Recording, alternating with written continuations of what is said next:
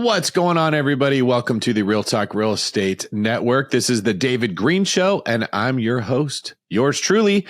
Got a great show for you in store today. In today's show, I'll be taking questions from you, the community, and answering them for everyone to hear. If you'd like to submit a question and be featured on a future show, I would love you to do it. Please, please, please take a minute, make me a 60-second video and upload it at davidgreen24.com/ask so you can be featured on the show and I can have something to talk about. Today's show, we're going to be talking about DIY versus subbing out the work, which type of loans to use to buy which properties, if you should sell or if you should hold, if you should leave your money in real estate or get out now before things get worse and put the money somewhere else, and so much more. This is the podcast where you hear the real talk and you also get some humor. No brand muffin here. We got a little bit of icing to put on that Pop-Tart. Makes the information go down. So if you want to laugh, you want to think, you want to cry tears of joy, you've come to the right place. Welcome to the David Greene Show. All right, before we get to our first question, today's show sponsor is The One Brokerage. It's my mortgage company. We've got all kinds of financing that you could ever need to finance real estate. We've got it all. So check out theonebrokerage.com or send us an email at intake@theonebrokerage, or even better, send me a DM on Instagram and let me know you'd like to be put in touch with a loan officer, and I will make the introduction myself. First question of today's show comes from Jason in North Carolina. Let's see what Jason has to say. My name is Jason from North Carolina. Man, I appreciate your ministry. It's meant a lot to our young journey. My first bird deal went great. Bought the property for $30, put 25 or 30 in it. It appraised for $150. It rents for $1,000 a month. It took me 18 months to complete the rehab. I thought about, on the second deal, I thought about subbing everything out and just swinging the pendulum the other way as far as the balance between sweat equity and rehab cost. Just subbing everything out, and I know it'll cost a lot more, but it would generate rent faster. And so, man, just wanted some of that green wisdom on the balance between sweat equity and increased rehab cost. Man, thanks for your time. Look forward to your answer. All right, Jason, this is a pretty good dilemma that you got yourself in. You got two options. You do the rehab yourself, in which case it takes longer and it might be 18 months, or you sub it out to somebody else and it gets done faster, but it's more expensive. That bird deal you did, buying for 30, putting 60 into it, being worth 150, that's a grand slam. Well done, my man. I don't know where you found a $30,000 property with an ARV of 150. Unless that thing was burned to the ground, I don't know how that happened, but great job. Also, you probably shouldn't have said that, because now half of my listener base are all going to be flooding to North Carolina to try to figure out how they could do the same thing. All right, here's the advice that I'm going to give you. I don't think you need to be all in with subbing it out or all in with doing it yourself. I think you need to schedule the professionals to do the big parts of the job, and you should fill in some of the work in between them.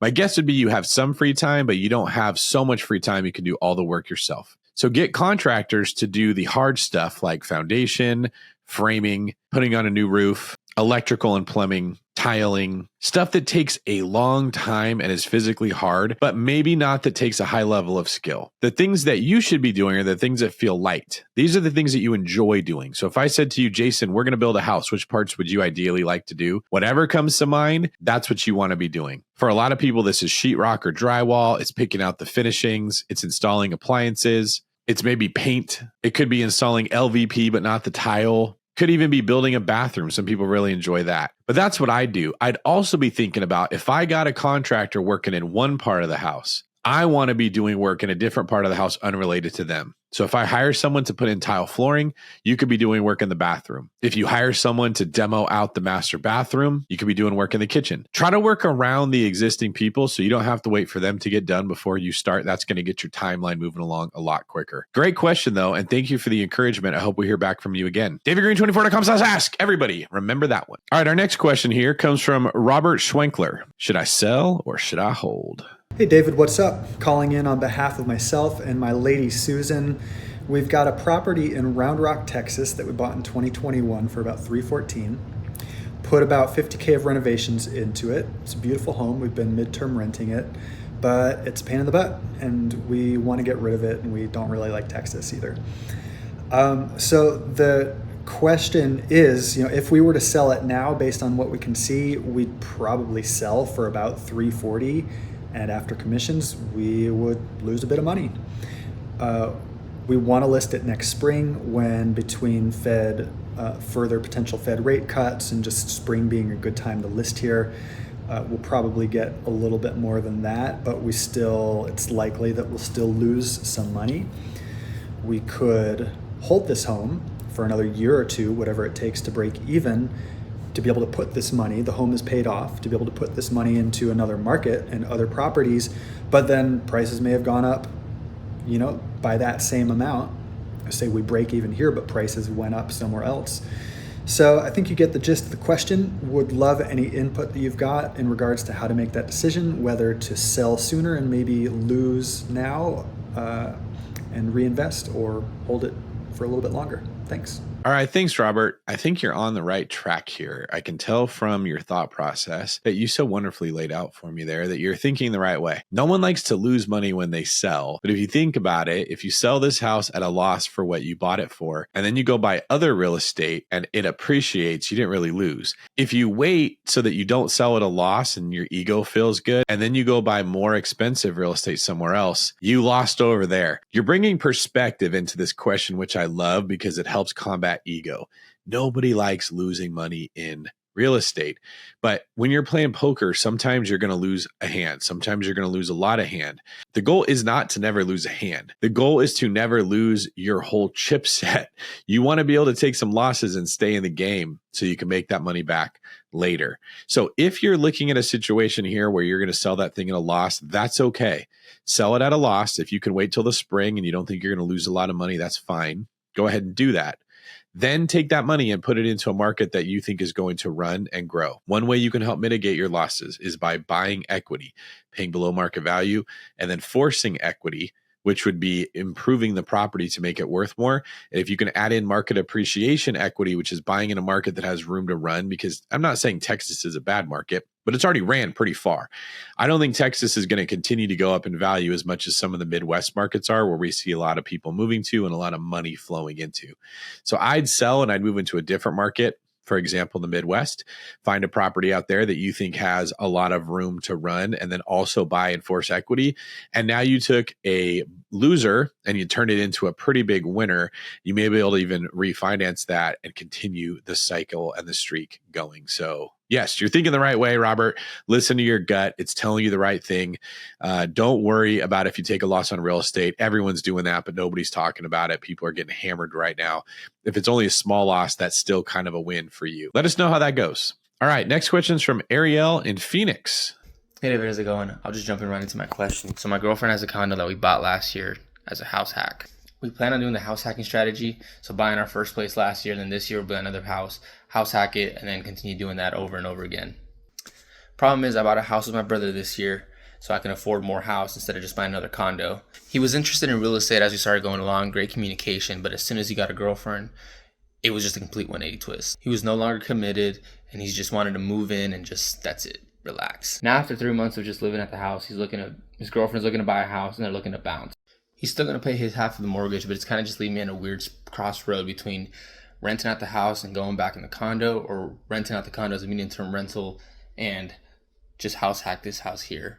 I guess part of the reason is because my girlfriend wants to go live alone rather than just house hack again with roommates. So that's my question. I'm just looking for advice on what I should do next. Thanks, man. All right, Ariel. So let me get this straight. You and your brother are both on the path to financial success and world domination. He gets a girlfriend. He loses his motivation, completely taps out, isn't interested, leaves you on your own. Now you get a girlfriend. She doesn't want a house hack. She doesn't want to live with other people. And so you're here on the David Greene show looking for advice where it appears that both you and your brother have chosen women that are interfering with your financial future. And I'm just curious, are these women going to be your meal ticket? Are they going to be providing for your future?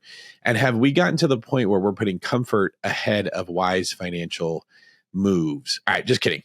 You guys are going to have to date whoever you want to date, but they're definitely making things tougher for you.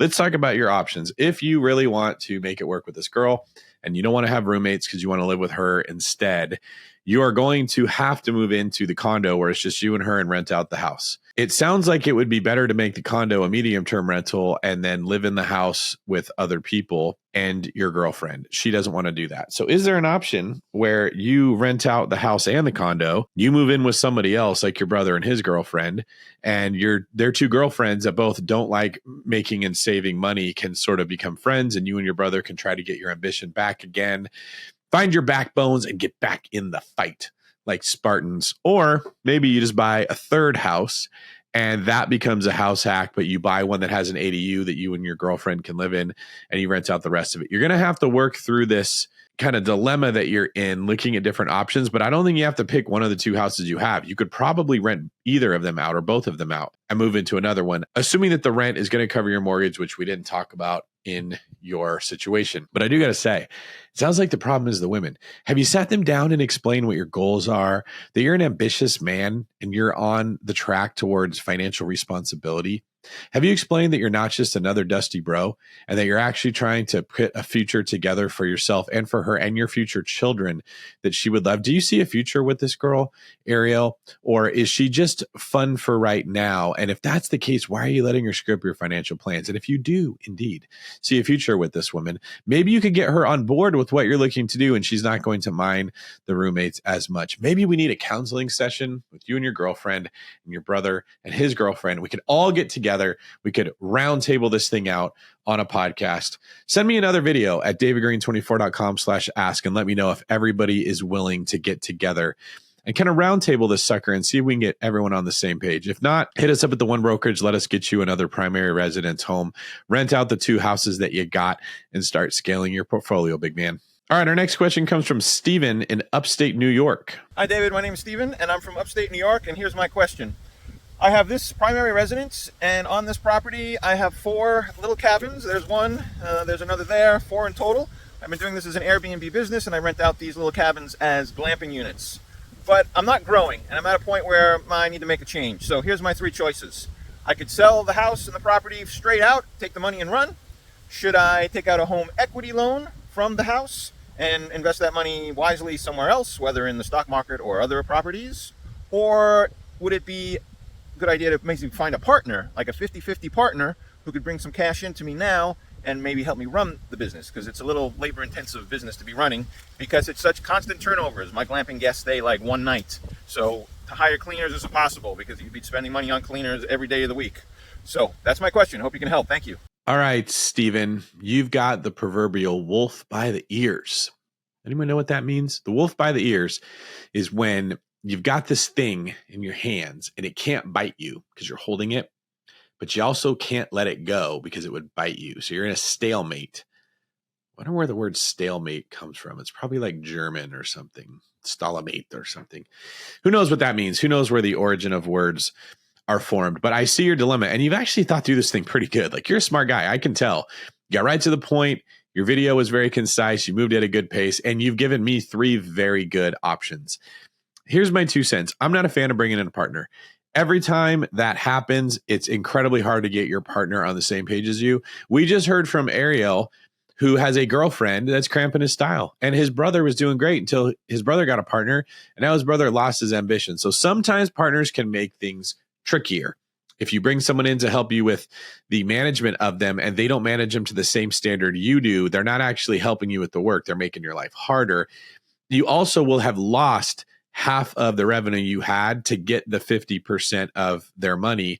Now you got to go spend that money, and guess what happens? That means more work that you're going to do. See, part of why your properties are profitable right now, these glamping ones, is because they're labor intensive. Most real estate deals are not working out because they're not labor intensive. The more passive something is, the more desirable it is, but the less profitable it is, because comfort and profit will always be at odds with each other. They're always on a spectrum, and you got to choose one or the other. So I don't love that idea. I don't love the idea of selling them all together because I don't know where you're going to put the money that you're going to get a similar return. Although you could. It might be easier if you sold that whole glamp site and you put all that money into like one cabin somewhere that was just a normal cabin that people stay for 3, 4, 5 days at. And if you kept a light loan burden You didn't leverage a whole lot. You kept your debt low. You can probably still get similar cash flow depending on where you buy. I own in the Smokies. I'm happy to help you if you want to buy something out there. And if you wanted us to manage it, we could do that for you too.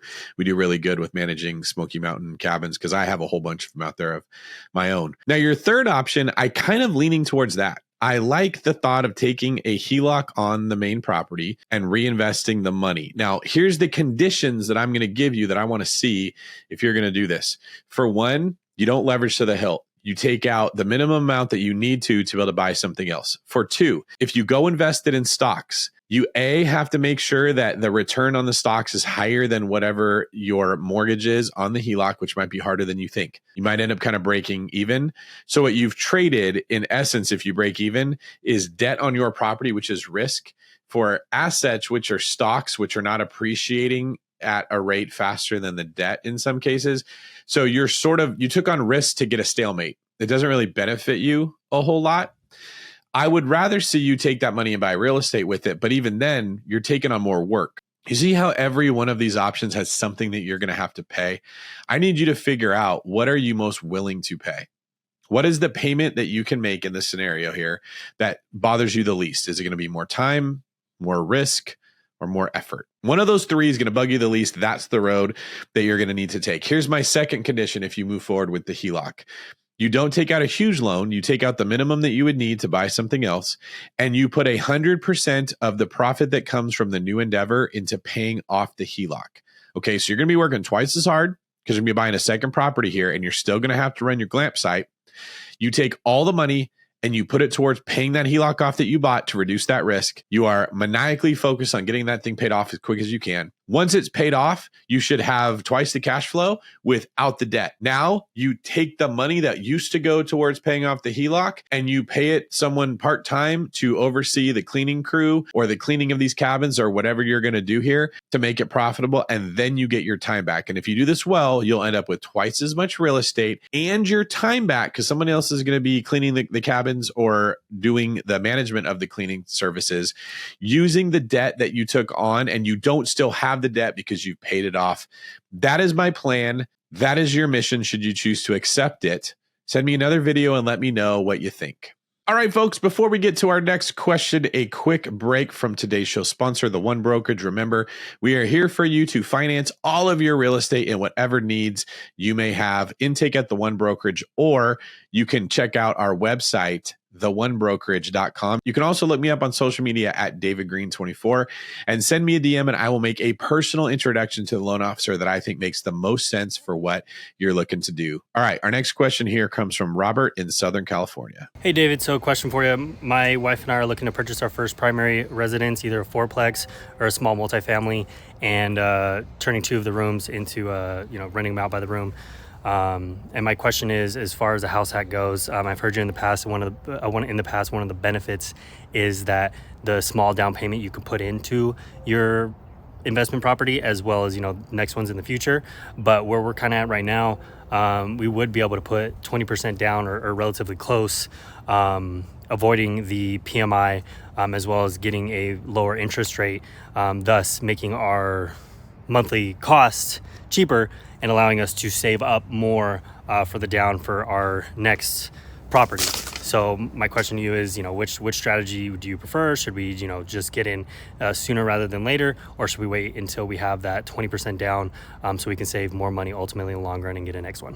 All right, I appreciate it, David. Thank you. To be or not to be? That is the question. Let's break this down. Should we buy a property earlier with less money down, or save up more money and put it down? Now, surprisingly enough, for years, what most people said was you should save up to 20% because they hated PMI. They would get a slightly better rate, and you're also borrowing less money. Now, this is less risky, but it's usually also less wise. When you're in an environment where homes are appreciating in value, you lose money like this, but that's not really the environment we're in. Homes are not gaining value at an incredible rate right now. They're kind of just staying around the same. And rates are higher than they were. When rates were 3 or 4%, I was like, why does anyone want to save 20%? You're borrowing less money, but the money you're borrowing is super cheap. Now rates are at 6%, When they're at like 7, 8, 9, 10%, I definitely see that there's a benefit to putting more money down. Here's some things to think about with your 5% down instead of 20% down option. The time it's going to take you to save 20% is insanely significant. Let's just take a $400,000 house. Okay. That's probably the average in a lot of areas. 5% of a $400,000 house is going to be $20,000. 20% of a $400,000 house is going to be $80,000. So you're looking at the difference between saving $20,000, $80,000. Whatever it is it takes you to save $20,000, it's going to be at least 4 times as long. So if it takes you a year, we're now talking about 4 years. If it takes you 6 months, we're now talking about taking 2 years to be able to do that. This is a lot of money. Now you have to ask yourself, in the 4 years that you're going to be trying to save 80 grand, what's going to happen to the value of homes? Are they going to be coming down to meet you in the middle? In which case that would make sense to wait. But you wouldn't be waiting because you're saving up more money. You'd be waiting because you think prices are coming down, and you happen to be saving money while you're waiting because that's a good use of your time. I don't think most people think homes are going to get cheaper over 4 years. So as you're trying to save, the homes are becoming more expensive and you never catch up. Now, another reason why you might want to save 20% is because you don't have PMI. Well, that is true. You can also buy a property with 5% down, make extra payments towards the principal that you would have been saving, and get your loan to the point that the PMI will drop off. That's way smarter than waiting 4 years to buy a more expensive property. So remember, unless you get an FHA loan, PMI will drop off of almost every loan that you get. You just have to get your house at the loan to value that makes sense. I'd rather see you doing that by paying the mortgage down than by trying to save the money before you buy. Another reason that you'd put 20% down is to get your mortgage as low as you can. But remember, when rates are not super high, you're not lowering your mortgage by as much as you think by saving that money. In fact, a lot of the time when you look at the difference between a mortgage, when you're putting 5% down versus 20% down, it's not nearly as much as you think. A bigger factor is how expensive the house was. Now, if you're buying a rental property, sometimes you have to save 20 or 25%. But if you're looking to do a house hack, it doesn't make sense to give away one of the main reasons of why you do a house hack. In this case, that would be the 5% down to put 20% down. I'd way rather see that you get a house hack at 5% down, keep the extra 15%, save another 5%, and then use that as a 20% down on an investment property. Then I would want to see you put 20% down on your primary residence, especially because house hacking is such a great strategy right now. So as you can tell, overall, I'm not a fan of saving up the money to put more down unless you're just swimming in money. If you've got more money than you need and you're like, I got to put this money somewhere, hell yeah, put it in real estate. Put more money down is going to lower your risk. I like that. But if you're not at a place where you're independently wealthy and you are going to have to save the down payment, you're going to be taking so long to try to save 20 to 25% versus 5% that it rarely ever makes sense. But thank you for asking me the question, Robert, and letting me rant about comparing apples to oranges. All right, our next question here comes from Cameron in Arizona. Go. Hey David, my question is what is the most funnest part when you work with houses? Oh, Cameron, how I love this. I met Cameron in Cancun with her father, and we had a great time getting to know each other. And she said she's a big fan of the show. And now Cameron has been featured on the David Greene show. So Cameron, thank you so much for asking your question. It's probably going to be the very best question that we have in the entire show. And you did a very good job asking it. Now, the most funnest part of selling houses is probably when I buy a vacation rental property. A vacation rental property is one of the houses that you buy and other people pay me to go have a whole bunch of fun there. So if your mom and your dad ever took you to a place that had a really fun swimming pool or video games or bunk beds or cool lights or a pool table or a movie room, and you got to eat popcorn and make s'mores and hang out with your brothers and sisters and make memories with your friends, that's the most funnest part of all real estate. And that's why I buy a lot of vacation rental properties. Sometimes I buy them in the mountains and sometimes I buy them on the beach in case people ever want to go swimming in the ocean or hiking in the mountains. And if you or your family or anyone listening to this ever wants to go stay at one of the properties that we manage, we would love to have you. Just send an email to str@davidgreen24.com and say, hey, we want to check out the cabins that you manage because we might want to stay in one. Or, hey, we want to see what your condos look like in Hawaii. Or, hey, we want to visit Florida and we want to see what your swimming pools look like. All of the properties that we manage, people can check out. Just send an email while we're getting the website made. Thank you, Cameron, for your very good question. All right, before we move into the next segment of the show, the comment section, a quick second to remind everybody, if you've got a vacation rental property and you're tired of running it and you want somebody else to be answering the questions from the tenants, getting the property in better condition, marketing it better, and overall just getting a break from the constant bing, bing, bing of Airbnb, always letting you know that somebody else has some new issue, I can help you. Email str@davidgreen24.com. Give us the property address. Let us know some details about it, and we will tell you if that's a property that we can take off your hands. All right, this is my personal favorite part of the show, the comment section, where I take questions and comments from you, the listeners, and read them for everyone to hear. First up, Adam Cranmer, great show. Can we request a Human Computer Cushman Part 2? The simplicity of the discussion alongside the real talk is what is missing these days.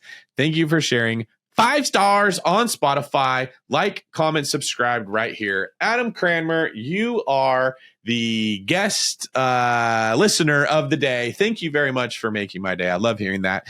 Adam is referring to my good buddy Andrew Cushman, who I recorded with and did an interview. We called it, I think, Multifamily Bloodbath. If you want to look up that episode on Spotify or Apple, you can find it. Also available on YouTube. And he and I are good buddies. We own properties together. We talk a lot. He was actually crucial in helping me write long distance real estate investing because he provided a lot of the information that we use when we're buying properties in other areas.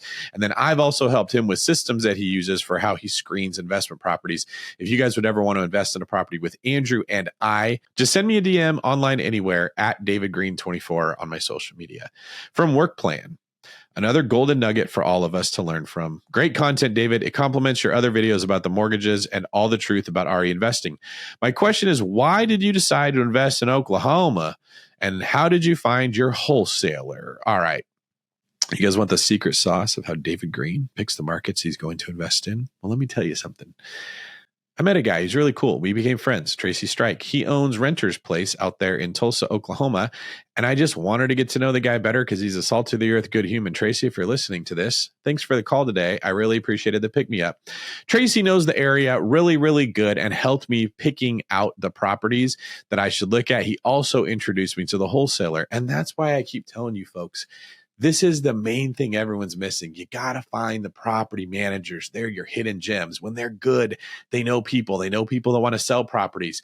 They know people that are buying properties. They know the wholesalers. They know the part of town to buy in. These ones that have been around forever are the best people that you could know in the real estate game. So Tracy, I'm actually going to have him on a future episode of the David Greene Show, maybe even bring him in on one of these Seeing Greens to give his 2 cents on what he thinks about the questions. And I'm definitely going to interview him. So I will be introducing the wonderful Tracy Strike to everybody who is listening to this. But that's your answer. You don't need a secret sauce way of finding these properties. You just have to find the boots on the ground people that give you a competitive advantage and then start looking for deals. I talk about this in my book, Long Distance Real Estate Investing, published by Bigger Pockets, which you guys can find. And I also talk about how to analyze properties in my new upcoming book, Better Than Cash Flow, The 10 Ways You Make Money in Real Estate, available for pre-order on Amazon right now. All right, next up, I need a little bit of advice. Have you ever heard of real estate agents trying to push you more towards the properties from their brokerage?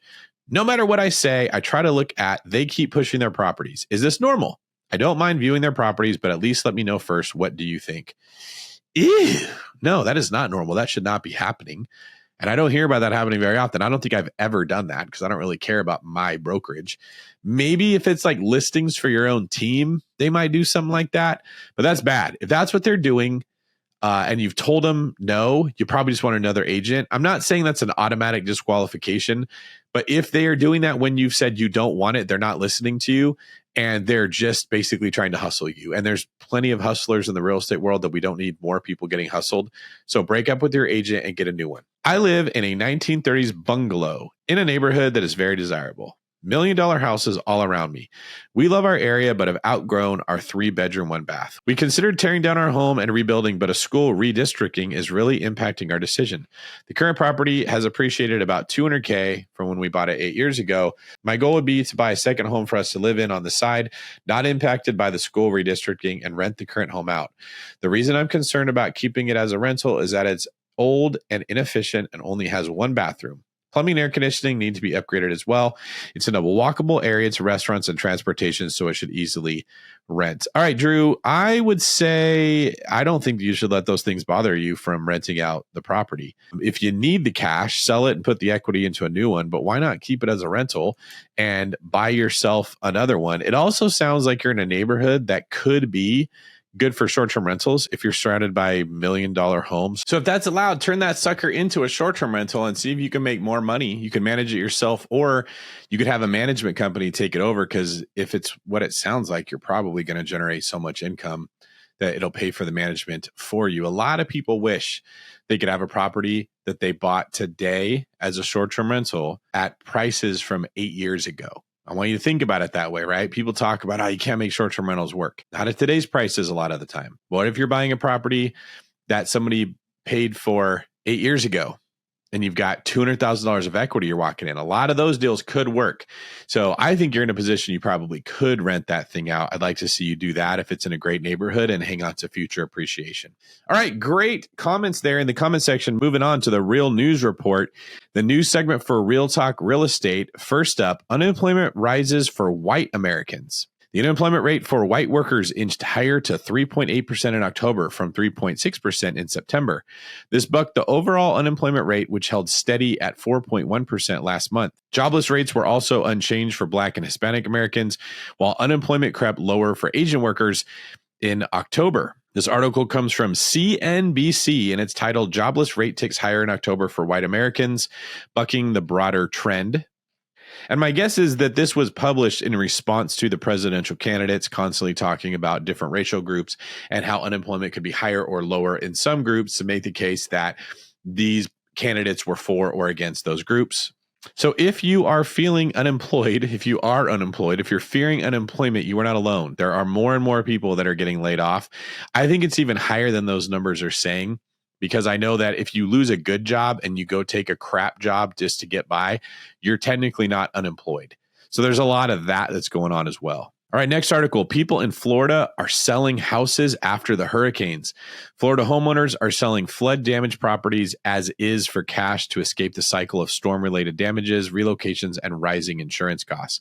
Investors are quickly buying these homes, potentially reshaping Florida's real estate market as more high-risk areas shift towards investor ownership rather than long-term residences. Oh, this could change quite a bit of Florida. Now, I'm sure it's not the whole state. I'm sure it's the areas that were hit by the hurricanes. And if I'm going off the top of my mind, I believe that was Tampa, St. Pete, kind of that central area, west coast of Florida. Yep, the article here does quote Allie Linville of St. Petersburg, who says, "I just want to leave. I mean, once you've had it done 3 times, it's like, okay, I've had enough." Allie has decided it's time to cut her losses. According to the report, she bought her home in 2021 for $575K. It's flooded 3 times in just 2 years, and it's been stripped down to the studs again. The home is now listed for $425, reflecting the cost of flood repairs that still need to be completed. "I can't live in a flood zone when you are constantly having to move out for 6 or 8 months, she said.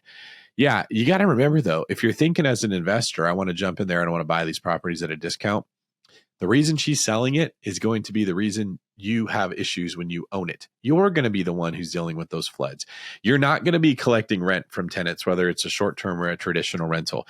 If you think, okay, that's cool, I'll just get insurance to pay for this, the insurance is going to go really, really high. If you're trying to get the insurance to cover your rents, it's also going to be high because they know that these floods are going to keep happening and they're going to have to keep paying for them. So this has been kind of an unfortunate fly in the proverbial fruit punch bowl of Florida, which was crushing it. They were doing everything right from what they could control. Unfortunately, acts of God cannot be controlled. And that state is now in a position where even though their economy was chugging along, their political system is doing really well, businesses were moving over there. So many people are moving into Florida. They're freaking out about these hurricanes, and for good reason. They're freaking scary. So there's a lot of people that are leaving Florida, My guess would be they're headed to the Carolinas. So if you're looking for the next hot market, I'd probably start there. All right, our last article, what Trump's return means for the housing market. This one comes from Realtor.com. Trump's proposed policies to tackle housing affordability like mass deportations and deregulation could hurt construction labor while only modestly boosting new builds. His goal to lower mortgage rates is unlikely to succeed, and economists warn his broader policies may actually drive rates higher, worsening housing affordability. All right, let's dive into this sucker. After a hotly contested race with big implications for the housing market, Donald J. Trump will return to the White House for a second term 4 years after losing his first bid for re-election. Trump will be the 47th president after securing enough electoral college votes from the key swing states to put him over the threshold for victory. Trump added after his win that he will not rest until we have delivered a strong, safe, and prosperous America that you deserve and that your children deserve. On the campaign trail, Trump had blamed rising home prices on a surge of illegal immigration during the Biden administration. He also claimed that he would somehow lower mortgage rates if elected, although presidents do not control mortgage rates. Here's a look at some of Trump's signature policy proposals and what impact they might have on the housing market. The mass deportation of immigrants. Trump and his running mate, J.D. Vance, have repeatedly claimed that illegal immigration is responsible for America's housing affordability crisis by putting immigrants in competition with citizens for scarce housing units. Trump has promised to carry out the largest deportation operation in American history and argues that this will ease housing prices by reducing demand. In reality, the evidence that immigration is a major factor in housing costs is mixed. While there is reason to believe that higher immigration levels can drive up local rents in a city, the recent post-pandemic surge in home prices began before illegal immigration levels jumped. So this is summing up that Trump is saying that it's not just illegal immigration, but overall increase to the population, which was contributed to by illegal immigration, is causing more people to fight over less homes, which is driving up prices. I think everybody pretty much at this point believes that we have the population growing and we're not building enough homes. People like me say we need to focus on building more homes. Other people say we need to focus on bringing demand down. And then a group of a special kind of stupid says that we just need to make housing free for everybody because housing should be a right. But this article does spell out that Trump thinks he can lower housing prices and make them affordable by decreasing our population, by getting rid of immigrants. I don't know that Trump actually said that. If he did, doesn't make much sense to me. It's going to be like saying we can stop sea levels rising by scooping up some ocean water with our cup and pouring it on the sand. I don't think he can possibly make a dent in the crazy amount of demand that we have for housing. You'd be way better off to build more housing, which, if I'm making an analogy, would be like, I don't know, digging a tunnel so the ocean water could flow into another body of water. Up next, cut regulations and open up federal land for building. Trump has called for slashing regulations and permit requirements that home builders say add unnecessary cost to new homes. I can get on board with this part. As someone who's been forced to deal with cities for the last 2 years and their insane inefficiency and overall apathy for the good of people like me or people that live in their constituencies, they are lazy SOBs that do not care at all how much money is being lost or how inefficient they operate. I do think we need to cut out a lot of regulation because the people that are responsible for these regulations have so much power.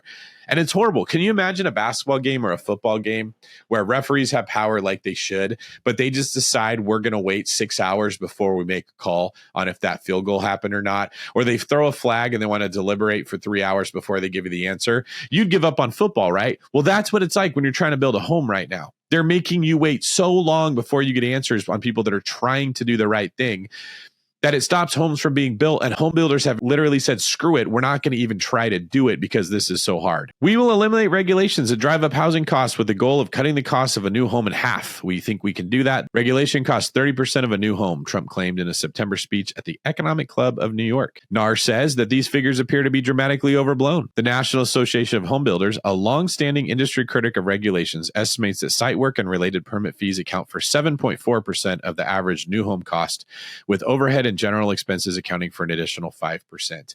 So how could one person say 7% and 5% and Trump say 30%? Is somebody lying, or are we not using the same definition? Here's what I think is going on. I don't know. I'm speculating. Trump is saying, yeah, that 7 and 5% is what I have to pay, but there's another 20 to 25% that comes out of holding costs as I have to wait. And that's what the National Association of Home Builders isn't accounting for, because those costs don't go to them. They go to the person that's building the house, not the contractor that's being paid to build the house. Number 3, pressure the Fed to lower interest rates. Trump has also claimed that he would somehow lower rates, although there is no clear mechanism for the president to do so. Reducing mortgage rates is a big factor. We're going to get them back down to, we think, 3%, maybe even lower than that, saving the average home buyer thousands of dollars a year. Mortgage rates have risen for the past 4 consecutive weeks, hitting 6.72% last week. The president doesn't set mortgage rates. If elected, Trump probably wouldn't be able to arbitrarily decide to lower them even if he wanted to. And Nar finishes up by saying Trump is unlikely to solve the housing crisis. Most economists agree that a dire shortage of homes is the root cause of the nation's housing affordability crisis.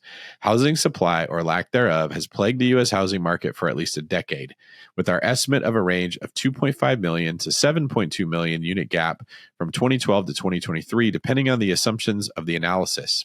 Due to a combination of both geographic and legal constraints on development, we simply haven't built enough housing when and where we needed it most. All right, that's true. But hear me out, folks. Hear me out. What if the reason that we haven't continued building homes is not that people hate making money? It's that regulation has made it so miserable that they've been driven out of doing it. Do you hate money? Do you think other people hate money? Or is there a chance that we have made it so the juice is not worth the squeeze and we've driven housing developers out of the space? This has forced a lot of the people with those skills, instead of building new supply, to rehab existing supply and then resell it again. So what happens is, not only are you not increasing the supply of homes, you're also decreasing the amount of ugly starter homes that would have normally been cheaper for people that are just trying to get in. You're getting rid of that completely. And you're making the supply of existing homes nicer and more expensive while not adding to the supply at all. It's a double whammy, as my mom used to say, and it's not good for housing prices. So my prayers are with President Trump. They would have been with President Kamala if she'd been elected. I'm praying for the country all the time. I hope you folks are as well. Things are rough out there, and they're not going to get better by us sitting around and waiting for that to happen on its own. We need to get out there and start doing something and learning something and taking action. And I sincerely hope that President Trump does make some progress here with adding to the housing supply and decreasing some of the artificial demand. All right, next segment of the show, we're up. Quick hitters. This is the segment of the show where I hit you guys with some quick comments that people have put on my social media posts. From the Handy Jeff. Oh my God, I am dying. How do you do all of the accents? Well, Jeff, this is not something I share secretly. I don't tell people the secret to my accent. I have many different accents I can do. I don't only do accent, I do personality. When I do Russian man, I think of what would Russian man do, and I try to do this. So thank you for listening to show. I have got other things to do. Must go chop firewood and drink vodka. I've got a Scottish accent as well. They're much happier people. I don't know what their real estate is like. I imagine they live in huts and are shepherds. That's what I picture in my mind when I'm picturing Scotland. You know who loves Scotland? Brendan Turner, my best friend. He visits there all the time with his family, and they love it. And I'm also got a southern accent. Not too bad at all. Spent some time in the South, been improving that accent just like I'm improving my portfolio. Thank y'all for listening to this show, The David Greene Show. Best real estate show on the planet. This man ain't all hat, no cattle. I'll tell you that. All right, from Zach Andrews, 2655. Can you do an episode where you dive into your personal portfolio? How many units, what kinds, gross rents? I'm interested what your portfolio looks like. Thanks. Well, Zach, that's a really sweet thing to say. Unfortunately, people have been stealing from me left and right as I'm in this position where people look up stuff, have been stealing titles to my properties, have been stealing money from me. It's been a big mess. So I'm probably going to be sharing less of that information for the near future. All right. People guessed on my height and weight on a previous episode of The David Greene Show. You can see the comments on YouTube if you go check it out. Let's see what they came up with. Michael Goodwin, 6'1", 231. You said you go to the gym and you practice martial arts. That's a pretty close guess, actually. Wow, that's impressive. From Tef Golfer, 5'11", 225. From Diggy, can't you see? 6'1", 190. That's actually pretty flattering that they think I'm that skinny. Tommy, 89. I'm guessing 5'10", 250. How does someone go from 6'1", 190 to 5'10", 250 looking at the exact same thing? Am I a tree or am I a stump? All right, everybody, if you've been wondering what my height and weight are, as I asked on a previous show, I am 6'2", 240. It kind of goes between 235 and 245, depending on how much time I'm spending in the gym. And it also sort of moves from like up here around my shoulders and chest to down a little bit lower sometimes when I'm not hitting the gym as often, but I'm always 6'2", I can tell you that. Next quick hitter. What are the best start books to read as a new investor? Any specific podcasts to listen to from Dallas Shirts Wholesale? I think you're listening to the only podcast that you really need to be listening to, where you get it here straight from the gut. We actually have more podcasts coming. So folks, if you like this show, you're in for a treat. You're going to get a Mortgage Monday on YouTube. You're going to get a Seeing Greene on Tuesday. You're going to get an interview with a real estate agent on Wednesday or Thursday. And then you're going to get a Seeing Greene episode like this on Friday. I'm also in the near future going to start doing live YouTube sessions where I share economic news that is related to real estate and wealth building. I'm also going to start bringing in guest speakers to help me on these Seeing Greenes to answer your questions and make them more fun. So as great as the podcast is, it's only getting better. Thank you so much for listening. Please share it with your friends. All right, moving on from quick hitters. The next segment of our show is David's Deal or Dilemma. Today we have David's Dilemma, and here's my dilemma. I recently found out a property manager has been mismanaging my properties and was even stealing. I'm having to take the properties back, and the situation is ugly. So I hired some people to manage them myself. We've done really, really well managing the properties on our own. And I'm now opening this up to taking on more people's properties that they don't want to manage themselves. We're starting in the Smoky Mountains, where I have a whole bunch of cabins and we have a lot of experience managing, as well as a successful track record. So if you're tired of bad accounting, tired of bad marketing, tired of bad service, tired of feeling like you can't go to bed or do anything because you have to be on top of everything, tired of constantly looking up handymen or contractors or people that need to do work, tired of wondering if your property is performing as good as it should be, or you know and love somebody who's in that situation, I would like to cordially invite you to let us manage your property for you. Just send us an email at str@davidgreene24.com. Let us know about the property, and we'll tell you if it's one that we could manage and what you could expect. All right, folks, that is our show for today, and I'm so glad that you joined me. We talked about managing properties for you. We talked about turning properties into short-term rentals. We talked about when to hold them, when to fold them, when to sell them, and when to walk away. We talked about the most funnest part of working in real estate. We talked about how I can get you guys discounts on vacation properties if you want to visit one of the properties that we manage. And we talked about if it's okay to sell a property at a loss and where you should move that money. Remember, my book, Better Than Cash Flow, The 10 Ways You Make Money in Real Estate, is available for pre-order now on Amazon. So just look up the book, Better Than Cash Flow, and you can find it there. And remember, I still need reviews for this podcast. So if you're listening on Apple or Spotify, please go leave me a 5-star review, as well as a comment about what you love about the show. They help me a lot. And keep an eye out for realtalkrealestate.com. The website is coming soon. It's going to be a game changer. Thanks, everybody. Really appreciate you. All of you that are listening to this, if you are listening now, you are in my thoughts, you're in my prayers, and I consider you part of my community. So hang in there. I know life is tough. This is an area where we can grow. This is an area where we can shut off some of the beliefs that we've had that were wrong and dive deeper into what is real and what is true. And hopefully that could apply to our business and our portfolio and our overall quality of life. Love you guys, and I'll see you on the next episode of The David Greene Show.